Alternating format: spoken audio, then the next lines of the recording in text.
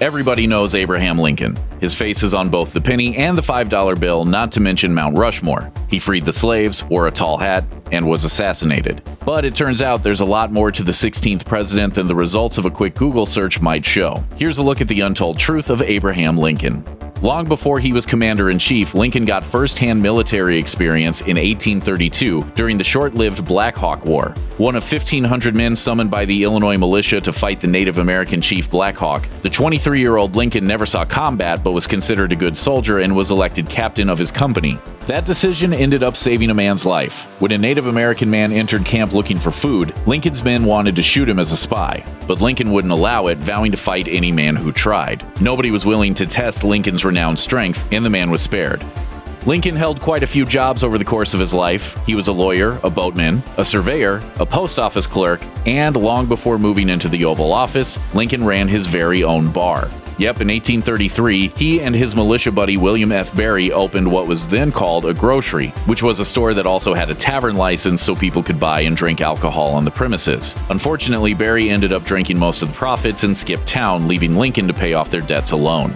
In 1846, a group of 87 people left Illinois for a trip to California. Stranded for the winter in the snowy Sierra Nevada mountains, the Donner Party turned to cannibalism to survive, with only 45 of the original travelers making it out alive. Strangely enough, it turns out Lincoln actually knew members of the party and even considered joining them. However, his wife, Mary Todd, was pregnant at the time, while Lincoln himself was just getting into politics. So they decided to stay behind, though Mrs. Lincoln was among those present to send them off when the Donner Party left Springfield, Illinois, on their ill-fated journey.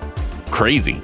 If you want to stump your pals in a trivia contest, ask them who the only president to ever hold a patent was. Yep, it's Lincoln, who among his other pursuits was also an inventor. After a series of boat trips that wound up with his boat getting stuck on sandbars, Lincoln designed a system of inflatable chambers that you could use to buoy your boat enough to easily lift it off of sandbars if you got stuck. Lincoln got someone to build a working model and took out a patent in May 1849, but luckily for the nation, his invention failed to catch on, and instead of becoming a world-famous inventor, he wound up putting his creative brain to work in the White House. Before jumping into the national spotlight, Lincoln was probably best known for defending William Duff Armstrong in an 1858 murder trial. Armstrong was accused of killing James Press Metzger, and things weren't looking good for Duff because a witness named Charles Allen swore he'd seen Armstrong and an associate beat Metzger to death.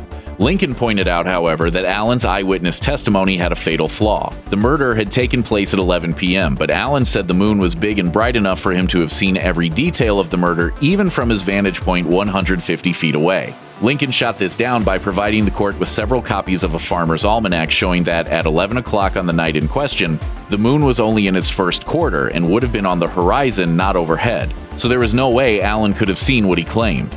The jury agreed, and Armstrong walked away a free man thanks to Lincoln's ingenuity. When Lincoln was elected president, he made a highly publicized journey from Springfield, Illinois to the nation's capital in Washington, D.C. for the inauguration. Along the way, though, Detective Allan Pinkerton, who was in charge of Lincoln's security detail, uncovered a plot to assassinate Lincoln during a stopover in Baltimore to catch a connecting train. Pinkerton quickly devised a tricky scheme to sneak Lincoln through Baltimore. First, he secretly changed the itinerary so Lincoln arrived at 3:30 in the morning instead of midday. He also disguised Lincoln as a random invalid, planting female agent Kate Warren in disguise as Lincoln's sister to keep watch over him while they rode undercover in plain sight. And when the train finally did arrive in the dead of night, rather than risk Lincoln getting off, Pinkerton hooked the train car to a team of horses and actually drove the whole thing through town, then hooked it up to the new train and sent the president on his way. When the ruse was exposed, Lincoln was widely mocked in the media. But hey, the assassination attempt was foiled, so whatever works. Everyone knows that Lincoln was eventually assassinated by John Wilkes Booth in April 1865. But Lincoln actually wasn't the only target. In fact, Booth and his co-conspirators had planned to murder Vice President Andrew Johnson, Secretary of State William Seward, and General Ulysses S. Grant. The man sent to kill Johnson changed his mind and spent the night drinking, while the assassin who went after Grant was foiled by a locked door. Seward, on the other hand, only survived the murder attempt by sheer luck. After former Confederate soldier Lewis Powell burst into Seward's home, wounding 7 people with his sword, he stabbed Seward several times. However, the Secretary of State had recently injured his neck in a coach accident and was wearing a metal brace which deflected the knife. Booth ended up being shot to death while 4 of his co-conspirators, including Powell, were hanged for treason. After his tragic and untimely death, Lincoln set off on one of the weirdest train rides in U.S. history. In order to give the American people a chance to grieve their dead leader, Lincoln's corpse was sent on a 1,600-mile train journey from Washington, D.C. to Springfield, Illinois. Along the way, the train stopped several times for funeral processions, and Lincoln's corpse was set up for public display so mourners could gaze on his decaying body. Perhaps the weirdest part, though? Lincoln's body was accompanied on the trip by the body of his 11-year-old son, Willie, who had died 3 years earlier from typhoid fever.